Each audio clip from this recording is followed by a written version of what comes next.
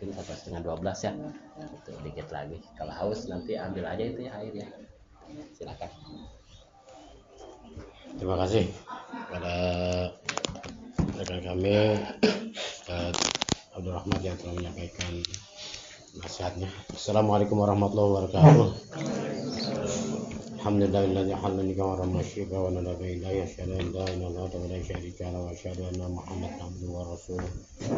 Allahumma shalli wa sallim wa barik ala sayyidina wa habibi wa syafi'i wa ala Muhammad Allahumma wa ala alihi wa sahbihi wa man tabi'ahum amma ba'd. Qala ta'ala fi kitabil karim a'udzu billahi minasyaitonir rajim. Bismillahirrahmanirrahim. Wa anjil ayyama min masalina min ibadikum wa imaikum iya kuntu qira'a yughnillahu min qalbi wa Allahu alim. Wa qala Rasulullah sallallahu alaihi wasallam khairun nisa'i imra'atun idza nazarta ilaiha sarratka wa idza amarta ata'atka wa idza ghibta anha hafizatka fi maliha wa nafsiha. Yang kami hormati Kepala KUA Kecamatan Bukan Madang beserta staf dan jajarannya, juga yang kami hormati para rekan kami penyuluh sekecamatan Bukan Madang, sampai pada undangan para calon pengantin baik laki-laki maupun perempuan yang alhamdulillah patut kita bersyukur dan mengucapkan alhamdulillah atas segala nikmat dan karunia-Nya sehingga kita bisa berkumpul di aula Kecamatan Bukan Madang dalam rangka bimbingan perkawinan atau bimbingan pernikah dan keluarga. Dan ini sangat penting sekali untuk diikuti. Ya, tadi kita banyak menyampaikan beberapa nasihat kebijakan dari beberapa pembicara tadi. Tentunya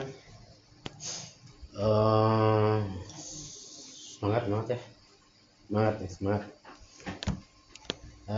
dalam keadaan yang berbahagia, dalam keadaan yang berbunga-bunga.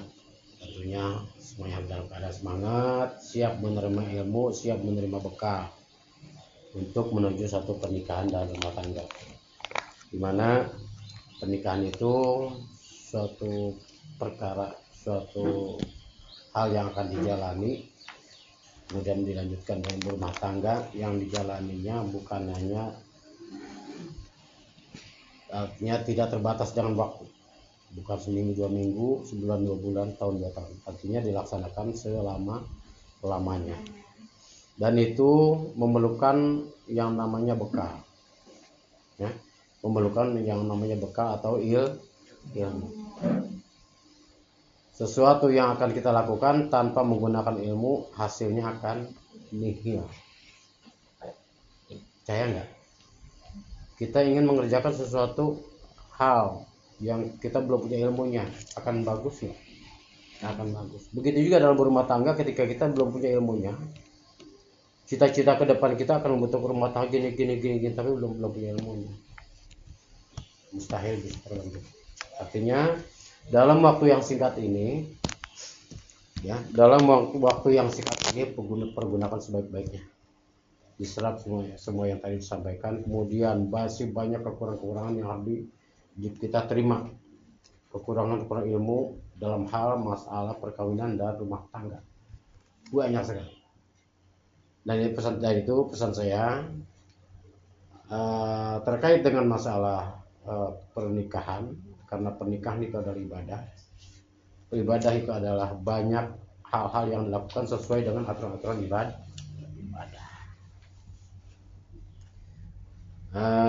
Kembali lagi masalah pelaksanaan pernikahan. Nikah yang kita laksanakan di Indonesia ini mengacu kepada 2 aturan. Artinya 2 aturan tersebut tentunya tidak saling berbeda atau bertentangan. Pertama, karena memang kita berada di negara Indonesia, pernikahan kita harus sesuai dengan undang-undang yang berlaku di Indonesia. Di antaranya ya, ada aturan-aturan yang mengatur tentang pernikahan, yaitu Undang-Undang Nomor 16 Tahun 2019. Yang mengatur di antaranya adalah dari usia pernikahan. Usia pernikahan di sini yang menurut undang-undang yang sekarang berlakunya adalah di usia 19 tahun. Udah cukup ya? Udah cukup semua? Nggak ada yang kurang? Kalau kurang berarti pulang lagi nih. Gagal. Tunda dulu ya. Nikahnya, tunda dulu. Karena umurnya harus ada proses lagi. Ya, harus ada proses lagi. Alhamdulillah cukup ya. Nah, itu diantaranya. Kemudian ada aturan-aturan yang harus kita ikuti, yaitu aturan agama atau syariat agama. Pernikahan itu ibadah dan harus sesuai dengan aturan ibadah. Ketika ibadah itu melanggar satu aturan ibadahnya, aturan syariatnya, maka nikah itu dianggap tidak sempurna atau tidak sah.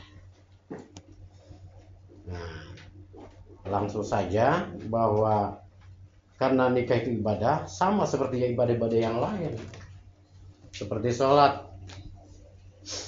Sholat itu ibadah yang memiliki syarat dan rukun. Syarat sah sholat apa? Syarat sah sholat. Wudu dan niat. Wudu, ya. Wudu artinya bersih atau suci dari hadas kecil dan hadas besar. Hadas kecil menghilangkannya dengan cara hadas kecil menghilangkannya dengan cara berwudu. Benar. Hadas besar menghilangkannya dengan cara hadas besar mandi wajib. Nah, ini yang udah masuk akil balik harus sudah bisa ya. Nah, hadas kecil menghilangkan dengan cara wudu, kemudian hadas besar dengan cara mandi wajib, seperti yang tadi disampaikan itu tadi, mandi wajib ya. Kemudian begitu juga nikah juga ada syarat, ada rukun. Apa syarat nikah? Belum rukun ya. Syarat nikah satu, harus dalam keadaan beragama Islam. Kedua, Islam. Nah, Islam ini adalah bagian daripada syarat untuk bisa dinikahkan. Nggak bisa yang satu Islam, yang satu bukan Islam. Nggak bisa, dalam Islam nggak bisa dinikahkan. Nggak ada ya. Tidak sah hukumnya ketika dipaksakan, tidak sah. Dilanjutkan saja, bablas saja, lanjutkan, berarti hubungan suami istrinya juga tidak sah, bukan berdasar pada pernikahan yang sah ya. Itu syarat nikah harus dalam keadaan beragama Islam. Untuk sempurnanya pernikahan berarti Islam yang bagaimana? Apa Islam cukup di KTP, di KK, atau di keterangan-keterangan tertulis lainnya? Cukup nggak begitu Islam? Enggak. Apa sih itu Islam? Islam itu apa sih? Orang Islam itu apa sih? Satu, rukun Islam apa? Satu, syahad. Dua, tiga, zakat. Empat, puasa. Lima, haji bila mampu. Satu, syahadat. Dua, sholat. Nah, ini yang sholatnya masih belentang-belentang mulai saat ini, karena berkomitmen ini ingin menikah, berarti harus mulai dari sekarang, jangan sampai pernah meninggalkan lagi, tekadkan dari sekarang. Yang bacaan sholatnya masih belum lancar, belum hafal semuanya, belajar lagi dari sekarang. Kan cita-cita pernikahan apa? Ingin menjadi keluarga yang sakinah, mawaddah, warahmah, anak soleh, bagaimana bisa terbentuk sementara dirinya nggak siap? Keuntungan keluarga sakinah, mawaddah, warahmah itu sangat bahagia sekali. Belum lagi terbentuknya anak soleh-solehah, indah banget. Punya anak keturunan soleh-solehah bisa bermanfaat bagi keluarga bagi dirinya, bagi anak tersebut, bagi keluarga orang tuanya, bagi masyarakat, bangsa dan negara. Sesuatu yang sangat diharapkan anak yang soleh dan solehah. Bagaimana kalau orang tuanya nggak mau membentuk dirinya untuk berusaha untuk soleh? Bagaimana dia bisa membentuk anak soleh-solehah sementara orang tuanya tidak berusaha untuk Bisa nggak kira-kira? Enggak. Sholatnya masih bentang-bentang. Kadang sholat, kadang kagak seketemunya. Jangan sampai kayak gitu. Bentang-bentong. Sunda ya, Hah? bentong ya. Sudah ya. Sunda ya. Ya, ketemu jangan sampai kayak gitu. Mulai dari sekarang, tekadkan. Saya berkomitmen mulai saat ini mau nikah. Berarti saya harus komitmen juga membentuk diri saya. Ini siap nggak kira-kira? Ini yang laki-laki siap kira-kira? Siap untuk membentuk diri pribadi. Artinya pertama dari ketaatan kepada Allah. Sholat yang 5 waktunya dalam keadaan bagaimanapun, apapun keadaannya, dalam keadaan sakit terlebih dalam keadaan sehat. Karena sholat itu dalam sakit juga hukumnya adalah wajib. Cuma beda dikasih cara oleh hukum, dikasih cara. Yang sakit begini sholatnya, yang sehat begini sholatnya. Kalau yang sakit bagaimana sholatnya? Duduk tidur berbaring boleh. Yang sakit mah namanya juga namanya sakit. Saking wajibnya sholat. Ini mah yang sehat nggak sholat banget. Jangan sampai kayak gitu ya. Nanti ya ketika kita sudah terbiasa melaksanakan sholat 5 waktunya, lengkap 5 waktunya, sempurnakan lagi sholatnya di masjid atau musola dengan cara berjamaah. Masih ada waktu sekitar 1 tahun atau 2 tahun. Selanjutnya kita akan nanti nih calon bapak, calon emak, ya calon babeh, calon Ibu, calon ibu, umi apa ya, calon papa, calon mama.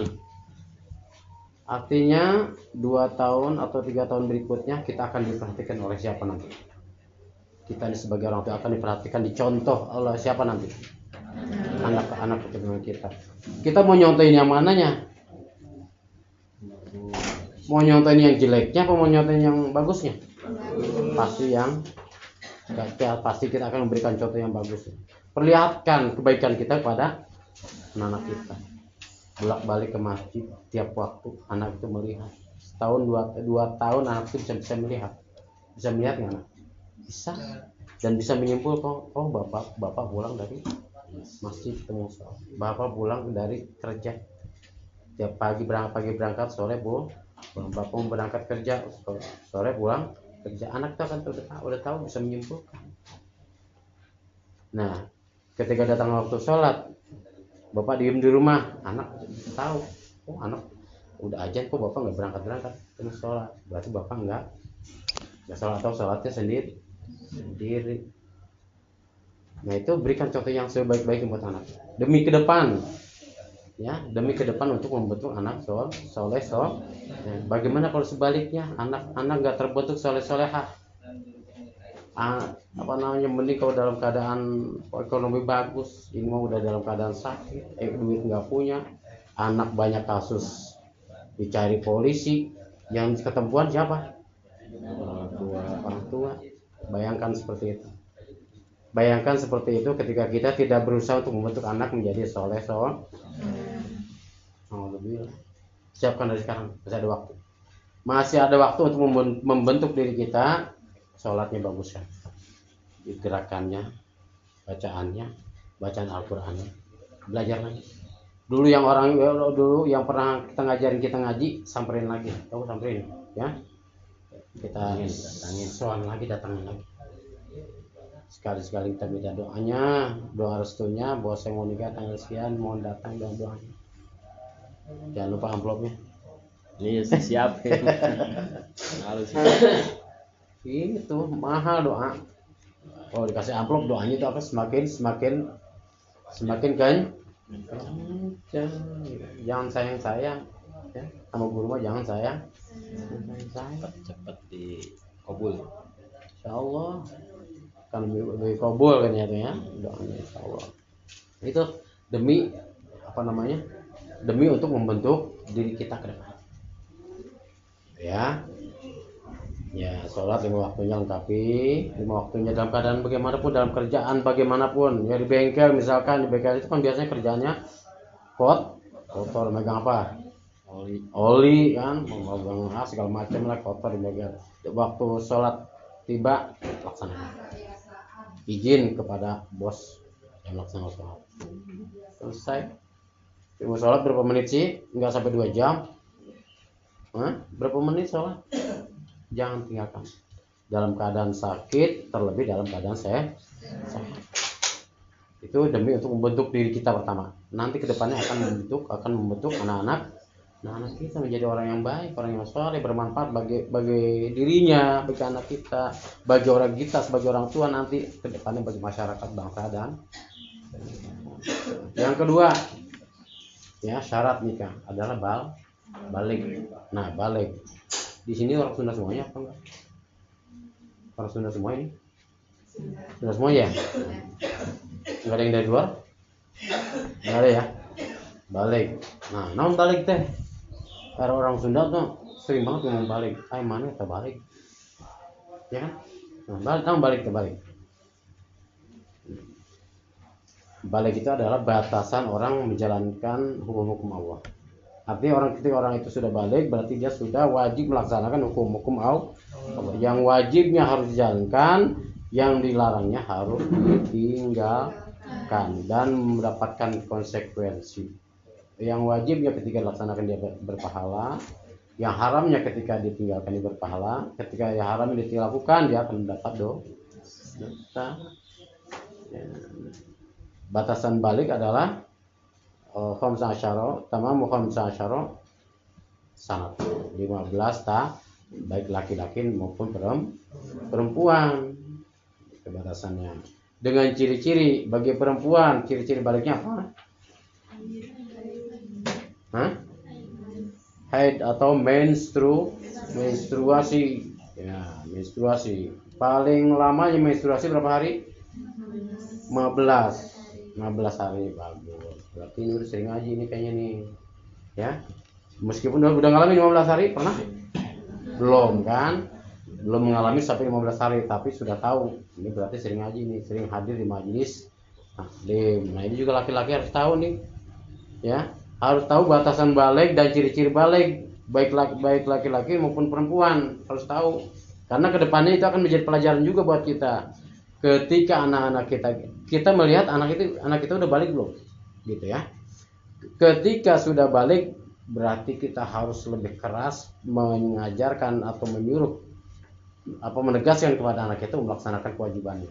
Apa kewajiban orang Islam? Adalah sholat tadi. Sholat, puasa, berarti harus tegas kepada anak. Ketika sudah jatuh wajib. Ketika belum jatuh balik, berarti hukumnya artinya kita sebagai orang tua mengajarkan kepada anak sifatnya mengajak atau mengajarkan. Dia mau melaksanakan atau tidak, itu mah tidak dosa. Itu maksudnya supaya kita tahu ya batasan balik bagi laki-laki dan perempuan. Ya. Kemudian balik tadi dengan ciri-ciri menstruasi bagi wanita ya, bukan bagi laki-laki ya. Ya. Nah, itu paling lamanya adalah 15 hari. Kemudian yang biasanya berapa hari umumnya?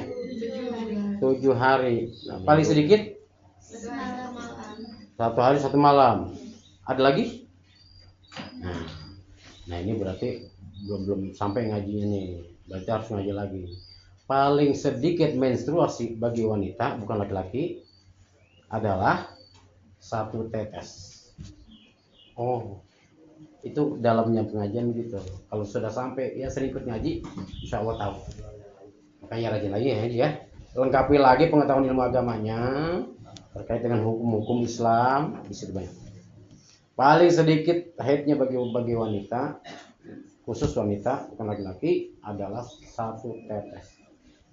Dan wanita itu sendiri yang bisa menentukan ini darah haid atau darah yang lain. Bisa membedakan. Kalau kita mah enggak ya? Bisa dan? Enggak lah. Yang bisa membedakan mana haid, mana bukan darah haid. Ini adalah wanita saya juga tahu. Ya. Artinya kita sendiri yang tahu. Ya, bagi wanita itu sendiri yang tahu, berarti saya haid. Dan enggak setetes dan itu enggak keluar lagi. Nah setelah nggak keluar lagi, misalkan datang waktu sholat zuhur berarti harus mandi wajib. Laki-laki batas apa namanya, ciri-ciri yang ini ya sebaliknya adalah keluar sperma, ya keluar sperma atau mimpi basah, itu adalah batasan balik laki-laki. Berarti dia ketika sudah balik wajib melaksanakan hukum-hukum Allah yang wajibnya harus dijalankan. Apa yang wajib diantaranya? Sholat, puasa, zakat dan seterusnya. Itu wajib ya. Ketika ditinggalkan dia mendapatkan dosa, akan mendapatkan hukuman dari Allah. Ya. Nah, kewajiban bagi orang yang sudah balik adalah diantaranya menutup aurat. Batasan aurat laki-laki, lutut sampai pergelangan tangan. Mau wudhunya.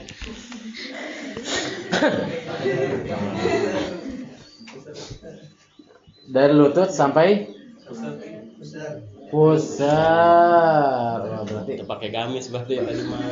Berarti kurang rajin ngaji nih. Berarti sekarang siap ngaji ya, siap ngaji lagi di rumah ya. Rumah banyak Mbak Istalim hadir karena jangan gengsi, saya pemuda masa gabung sama laki-laki. Ini juga perempuan gabung. Ya, yang penting kita dapat ilmu buat bekal hari ini atau esok atau kedepannya nanti. Jangan sampai kurang tadi ilmunya tuh, aduh. Jadi batasan aurat laki-laki adalah dari lutut sampai pusar. Ketika laki-laki sholat ke anduk aja, anduk kungkul, Allahu Akbar. Sah tuh sholatnya? Sah. Kenapa tuh sah? Kenapa sah? Auratnya tertutup. Cuma tidak, kecuali dulu zaman Belanda ya. Zaman perang ya, nggak punya baju pakai pakai karung gua kadinya sah kena naon ya, nggak apa tuh, cuma kurang top. Zaman sekarang kan pakaian asal mau ya, yang ya bermacam-macam merek asal mau sekarang ya, harus pakai yang paling bagus. Jangan bilang soal pakai yang jelek, pakai kaos bolong. Kondangan mah pakai dihalus-halus ya. Kondangan mah bagus, menghadap Allah, pakaian yang pakai wangi-wangian gitu. Nah, itu ya batasan aurat laki-laki itu bukan hanya dalam sholat aja, di luar sholat pun hukumnya adalah wajib. Mau ke pasar untuk sekarang udah tahu, jangan pakai celana pendek, udah tahu hukumnya. Ketika kita udah tahu hukumnya itu sangat berdosa ketika kita lakukan. Nah, belanja ke pasar pakai celana pendek tuh, kalau udah tahu ya, ya belum tahu juga sebetulnya dosa juga karena itu tadi. Bagi wanita batasan auratnya yang sudah balik adalah ujung rambut sampai ujung kaki kecuali muka dan telapak tangan. Itu bukan hanya di dalam luar sholat sama. Nah ini yang belum berjilbab pakai sekarang, karena ya nggak kerasa gitu, nggak kerasa ya. Jadi jangan sampai kita mengumpulkan dosa setiap hari yang kita nggak kerasa. Jadi wayahnya sekarang mah dipakai selanjutnya, karena kedepannya kita kan punya cita-cita yang baik. Cita-cita yang indah harus ditempuh dengan cara yang indah pula. Ya. Kemudian nanti dalam pernikahan nanti ketika ini kan dipisah nih, laki-laki perempuan dipisah. Ini pun sebagai pelajaran. Ketika nanti dalam ijab qabul, nanti pelaksanaan nikah nanti, ketika belum dianggap sah, belum dinyatakan sah dalam pernikahan, dalam ijab qabulnya wanita jangan dulu direndengin, tahu kan ini? Disandingkan. Jangan dulu disandingkan. Ya, itu suatu adat yang ibadah tapi menyalahi syariat. Ya sampai kayak gitu. Ya. sempurnakanlah, upayakan sempurnakan pernikahan kita itu sesempurna mungkin. Jangan sampai menyalahi aturan syariat ibadah tapi menyalahi aturan syariat ibadah. Ya. Oh. Foto bareng nanti ya. Hah? Foto bareng Iya. terakhir. Itu aja yang dapat kami sampaikan, semoga bermanfaat. Masih banyak kurangnya, masih banyak yang harus saya sampaikan tapi waktu terbatas. Tapi tadi sampai jam berapa katanya? Saat ada pembicara pertama jam 6 ya? Oh, bisa ya. Siapa yang ngaji lagi ngaji ya? Pesan saya itu aja untuk melengkapi ilmu kita, untuk melengkapi ilmu pengetahuan kita dalam pernikahan dan rumah tangga. Ikut pengajian, apapun yang disampaikan kita dengerin, kita serap, kita jadikan ilmu. Semoga bermanfaat dari apa yang saya sampaikan. Dan saya doakan semoga dimudahkan segala urusannya dan menjadi keluarga yang sakinah mawaddah warahmah, punya anak soleh soleha dan banyak. Amin ya rabbal alamin. Ya, rezekinya digampangin oleh Allah. Saja sekian, kurang lebihnya mohon maaf. Wassalamualaikum warahmatullahi wabarakatuh.